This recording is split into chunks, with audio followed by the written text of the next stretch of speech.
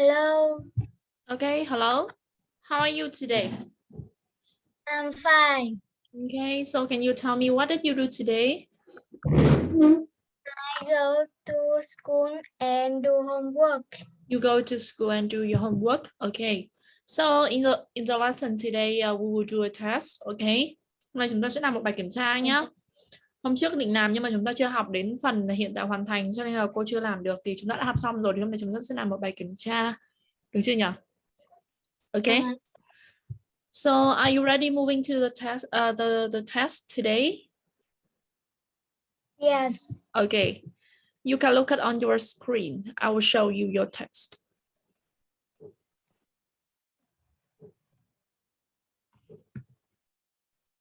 Now you can look at here. This is test 3, the first one. Let's come to a listening part. Chúng ta sẽ đi vào phần thứ nhất. Listening part là phần gì đây nhỉ? Nghe. Đúng rồi, phần nghe. Okay. The first one, you can look at the task 1. Task 1, you listen to my talking about her summer. Describe if the statement are true or false. Summer holiday. Đây là nghe về cái cuộc nói chuyện của bạn Mai. Nói về kỳ nghỉ gì đây nhỉ?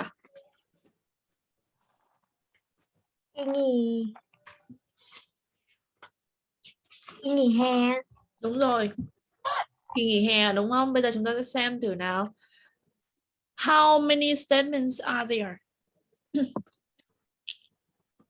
How many statements? 5. There are 5 statements, that's right. Okay. Mai went to Australia with her uncle. What does this mean?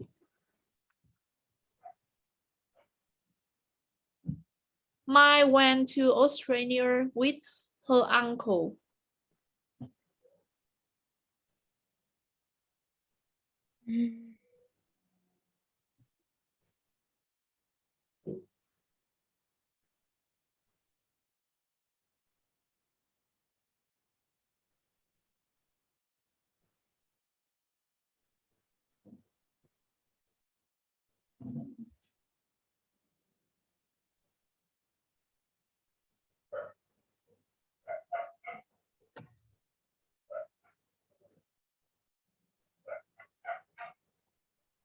Ồ, không nhanh lên nào, hết giờ là không có làm được hết bài kiểm tra đâu. Chỉ có trong vòng 45 phút thôi đấy.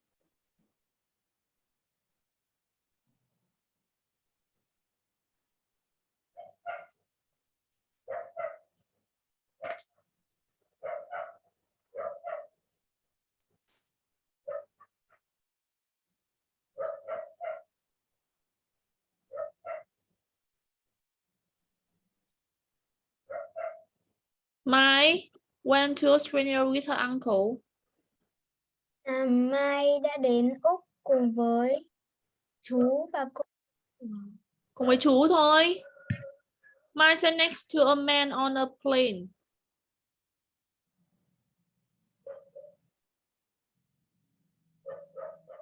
Mai sat next to a man on a plane.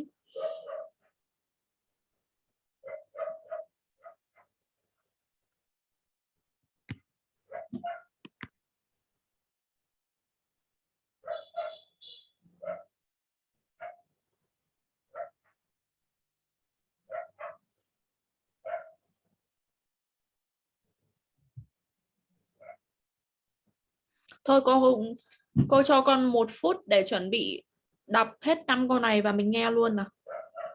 Chứ hỏi như này hết giờ mất. Khi nào đọc xong thì bảo cô để cô cho nghe luôn.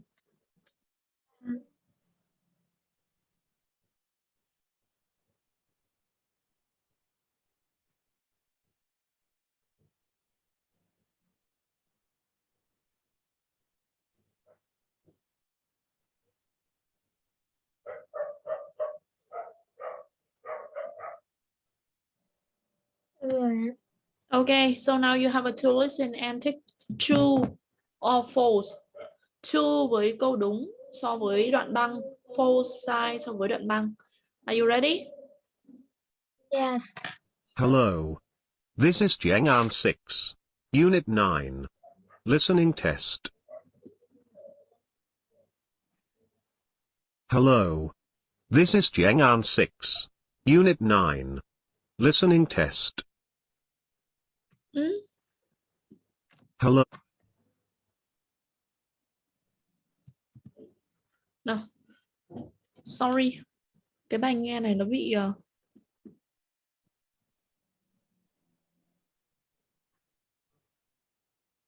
lỗi nhá. Thôi. Để mình nghe xong bài này thì bài đấy để khi nào cô lấy được file nghe thì mình sẽ nghe tiếp bài đấy. Nào.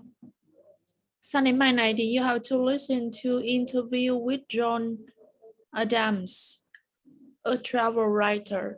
Circle the best answer A, B, or C. How many sentences can you see? How many sentences?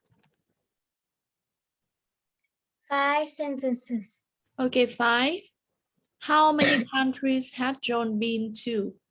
You have to listen and choose A, B, or C. Okay? Okay. Nào, đọc lướt đi nào. You have to read quickly all the sentences.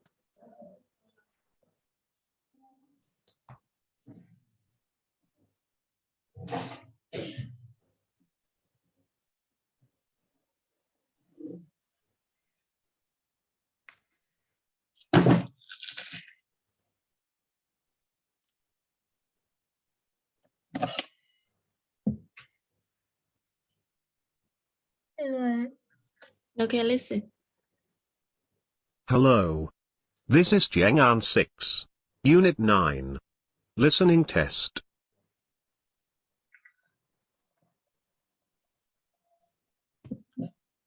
Bây giờ cô sẽ đọc cho con nhé.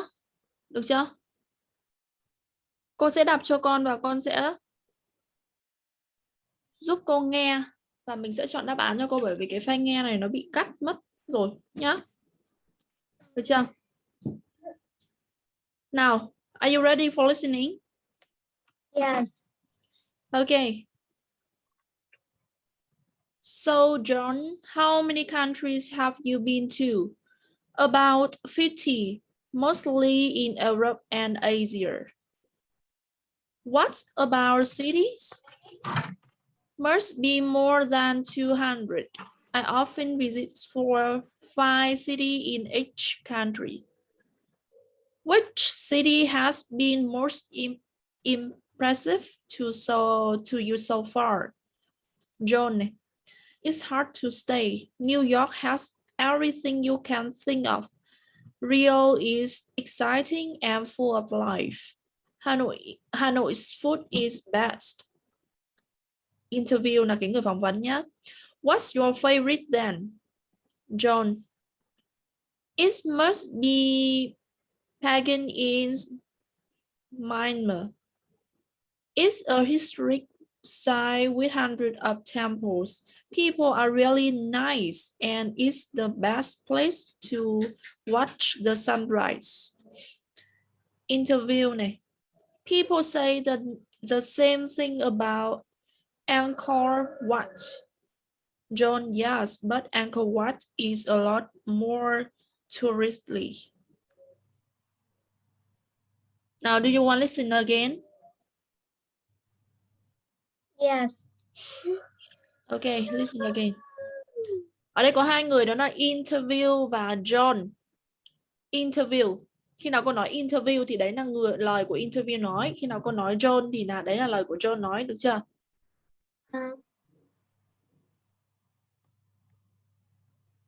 Nào. Interview. So John, how many countries have you been to? John, about 50, mostly in Europe and Asia. Interviewer, what about cities?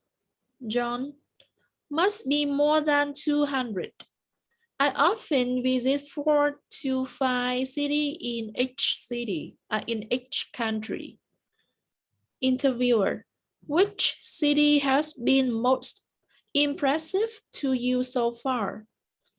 John, It's hard to say. New York has everything you can think of. Rio is exciting and full of life. Hanoi's food is best. Interviewer. What's your favorite then? John. It must be pagan in Myanmar. It's a historic site with hundreds of temples. People are really nice, and it's the best place to watch the sunrise. Interviewer. People say the same thing about Angkor Wat.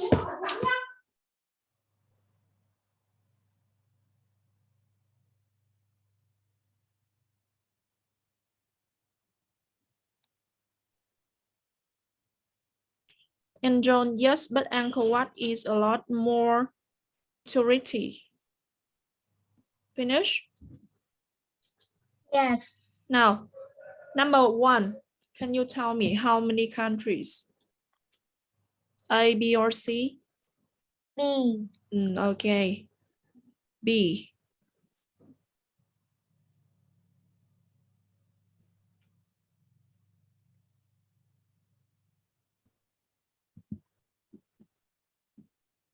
Next one.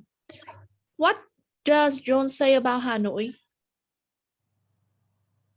C. Its food is great. Okay. Next one. B. Chờ con một chút.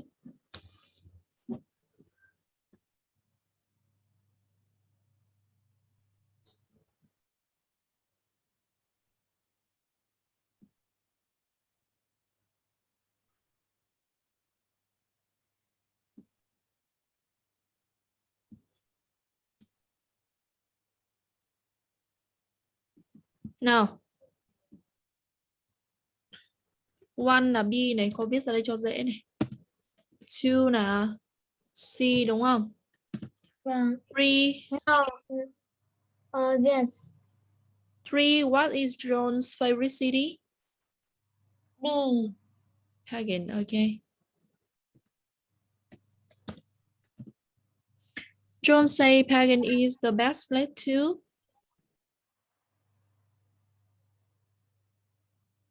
A.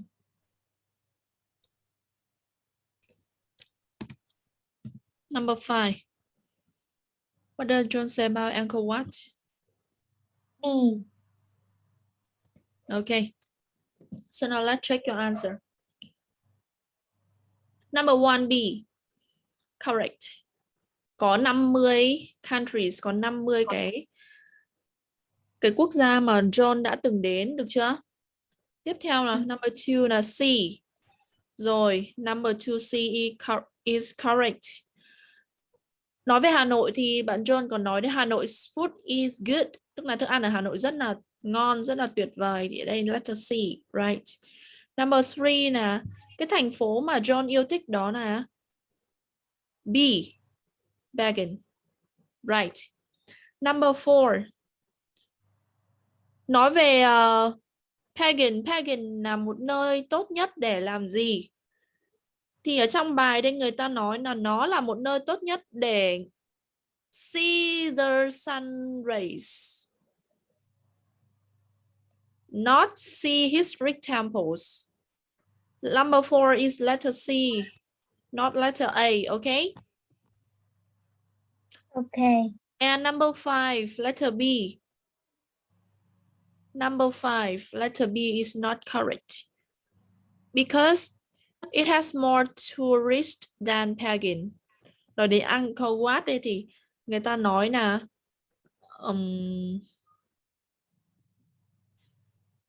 Angkor Wat is a lot of more touristy.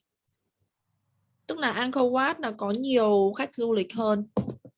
Nên không phải là it's the most impressive đâu. You have 3 correct answer task 1. Task 2. Now, next one. Let's come to the task 1.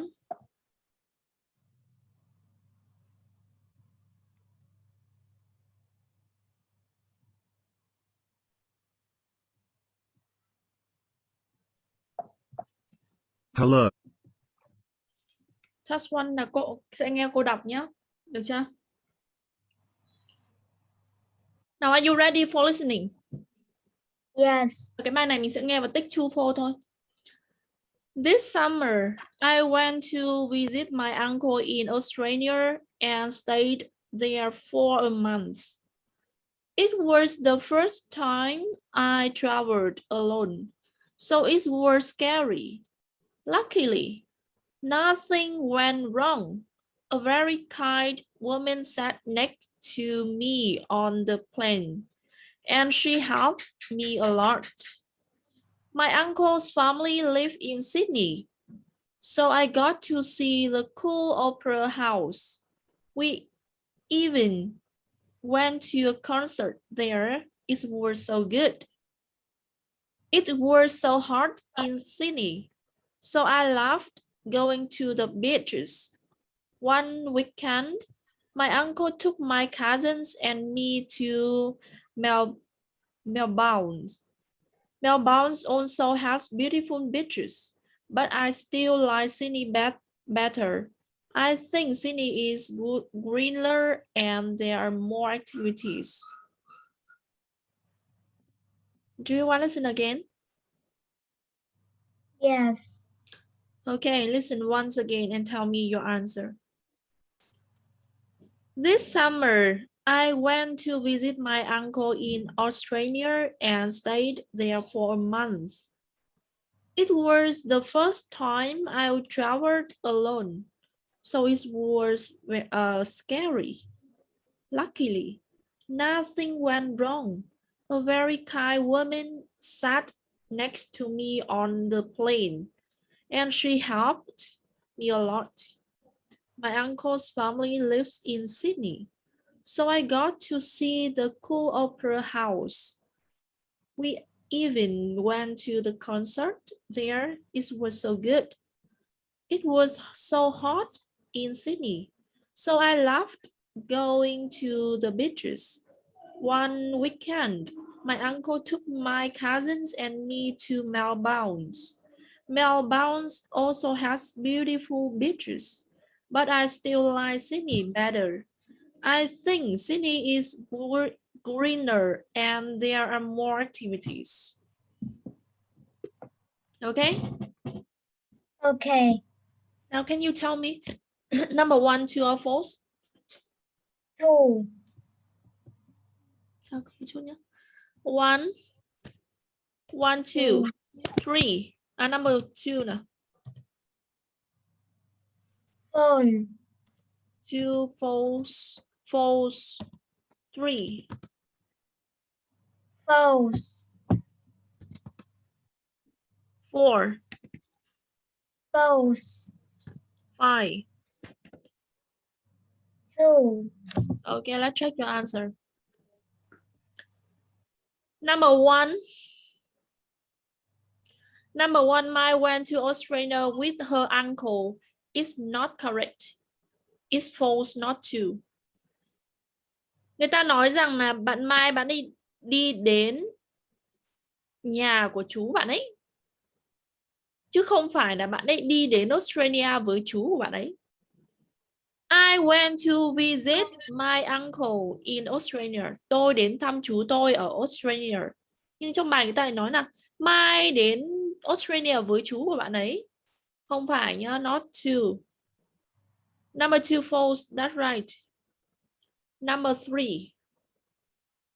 Number 2 false, tại sao false đây con biết không?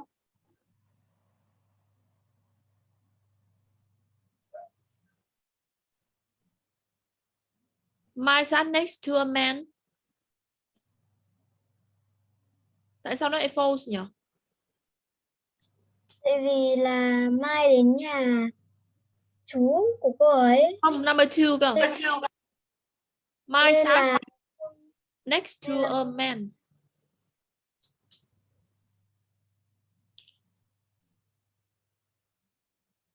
Tại sao câu này lại sai?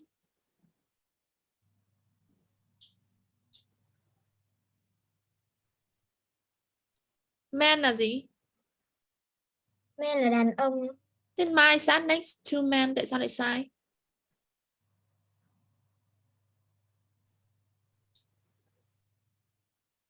Trong bài người ta nói gì?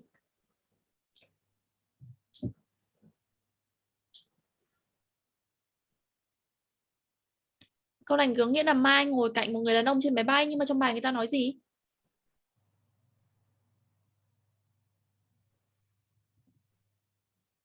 Mai sat next to a woman. Woman, what does this mean? Là phụ nữ ạ. Thế tại sao nó sai? Tại vì trong bài là Mai ngồi cạnh một người phụ nữ, còn Đúng rồi. ở đây thì là ngồi cạnh người đàn ông. Okay, next one, number 3. Mai went to the concert when she was in Sydney. Câu này là Mai đi đến buổi hòa nhạc khi mà cô ấy ở Sydney là đúng, chứ không sai. Bởi vì trong bài có câu rằng là ở Sydney có nhà hát Sydney đúng không? Opera House. We even went to a concert there.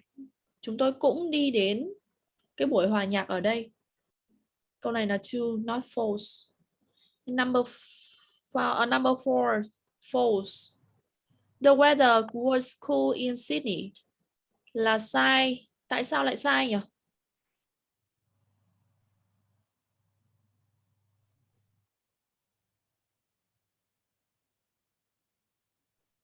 The weather was cool in Sydney, tức là thời tiết mát mẻ ở Sydney, nhưng tại sao câu này lại sai? Tại vì con nghe trong bài là ở Sydney nóng ạ. Đúng rồi. The weather was very hot in Sydney, not cool. Number 5, too, correct. Number 5 là Mai like Sydney better than Melbourne. Mai bạn ấy thích Sydney hơn là đến cái nơi Melbourne kia. Okay, you have 3 correct answer. Now let's come to the reading part. Cô đọc là dễ nghe hơn 3 người đấy. Now next one.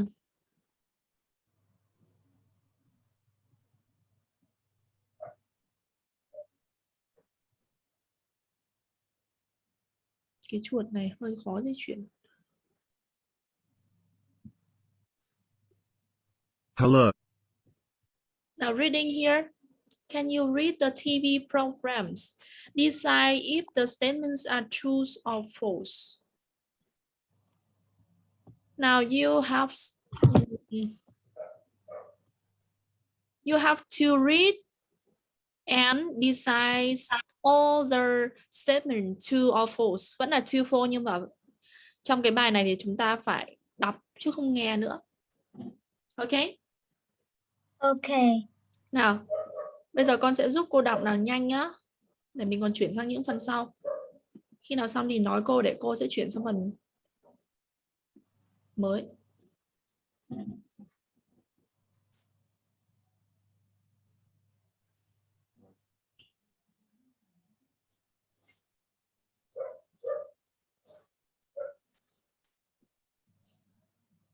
Nào, cái từ twice này hôm trước cô giải thích có nghĩa là gì?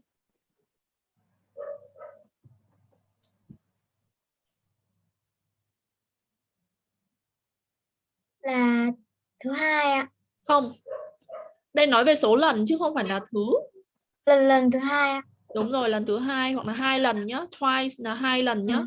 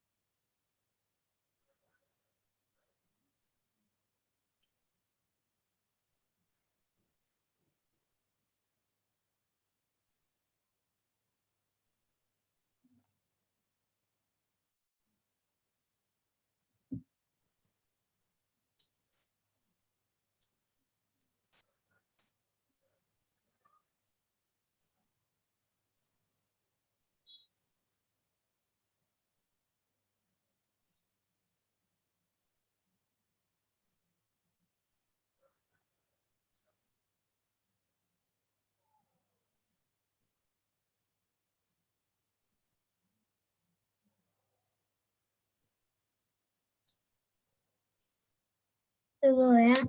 Number one, true or false? True. Number one, two. Okay. You can watch the news twice on channel one. Bạn sẽ xem tin tức 2 lần ở trên kênh thứ nhất, YouTube 2.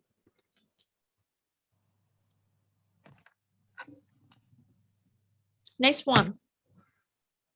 Number two.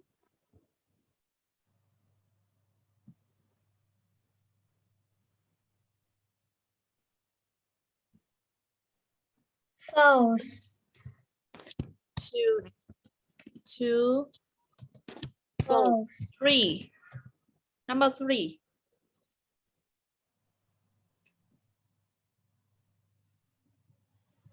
False.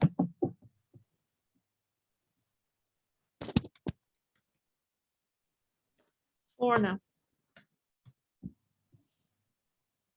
True.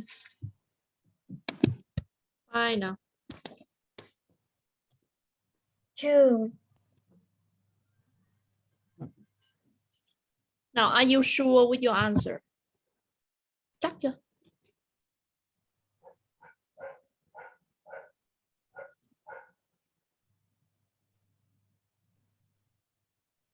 No. No. No thì đọc lại xem. Can you read again? Yes. Những câu nào chưa chắc thì mình phải đọc kỹ lại chứ. Không phải lại sai mất á.